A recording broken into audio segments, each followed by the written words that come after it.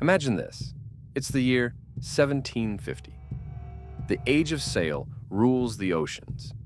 Britain commands the seas with hundreds of massive warships. Ships of the line, frigates, and brigs, all armed with rows upon rows of cannons. Sails stretched wide to catch the wind. But suddenly, out of nowhere, the most advanced war machine of the modern age appears on the horizon. A U.S. nuclear-powered aircraft carrier, escorted only by its own fleet of aircraft, bristling with radar systems, missiles, and jet fighters. The question is simple, but the answer is anything but. Could one American supercarrier dominate, or even survive, against the full force of the 18th century Royal Navy? Let's break it down. The setting: an impossible encounter. In the mid-1700s, Britain's navy was the most powerful force on the planet. At its peak, it could call upon more than 400 warships, with dozens of massive ships of the line, each carrying 50 to over 100 cannons. These ships fought in disciplined formations, hammering enemies broadside to broadside with walls of iron shot.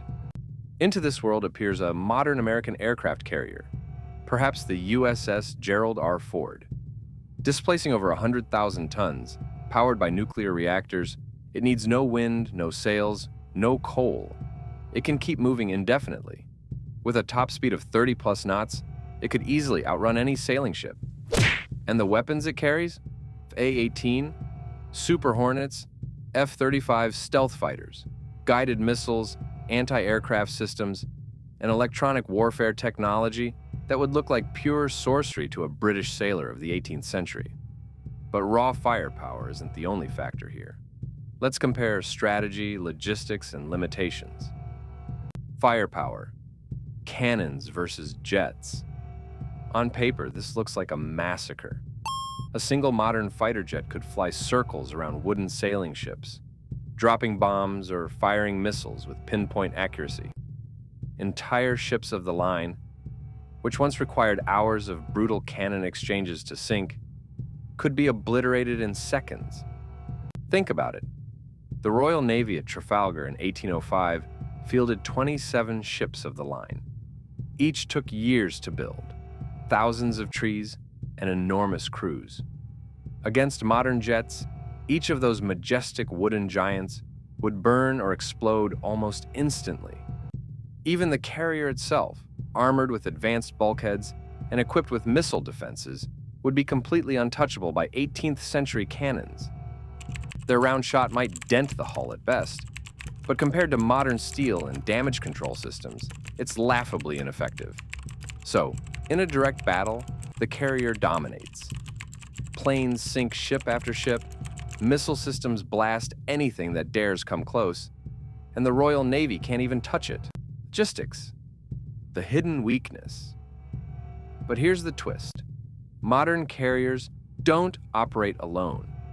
In the real world, a carrier is always escorted by destroyers, cruisers, submarines, and supply ships. It depends on modern infrastructure: fuel for aircraft, spare parts, precision-guided munitions. Dropped into 1750, the carrier has no support system.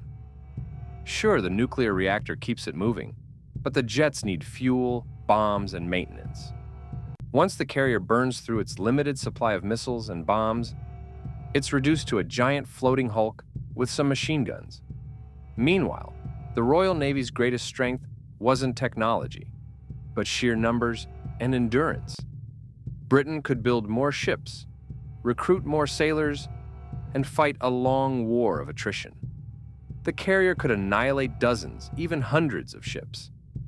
But eventually, without resupply, its jets would be grounded and its missile tubes empty. Morale and psychological shock. Another factor: imagine the psychology of the age.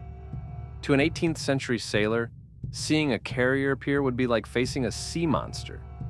Jets screaming overhead would sound like thunder gods. Explosions would seem like divine wrath. Entire fleets could scatter in terror after witnessing just one strike. But fear only works so long. Once word spread, the Royal Navy might change tactics. They could swarm from every direction, sending hundreds of small ships to board the vessel. If the carrier's defensive systems were depleted it could be overwhelmed by sheer numbers. Thousands of men storming up ropes and ladders, muskets and swords in hand, might actually succeed once the magic of modern weaponry ran dry. The big picture. So, what's the verdict? In the short term, the U.S. aircraft carrier is a godlike weapon. It could obliterate the Royal Navy's greatest fleets with ease. Entire battles like Trafalgar or Quiberon Bay could be reversed in minutes. But in the long term, the 1700s still win through attrition. With no fuel for its aircraft, no supply chain for spare parts, and no modern allies to assist, the carrier eventually becomes a stranded giant. The British Navy, with its endless manpower and shipyards, would slowly adapt, swarm, and eventually take it down. The true clash isn't just technology versus tradition. It's modern logistics versus pre-industrial resilience. Closing question. So, what do you think? Would the aircraft carrier's short-term dominance reshape history forever, perhaps even allowing a single modern ship to overthrow empires? Or would the mighty British Navy, fueled by numbers and sheer persistence, eventually drag down this futuristic titan?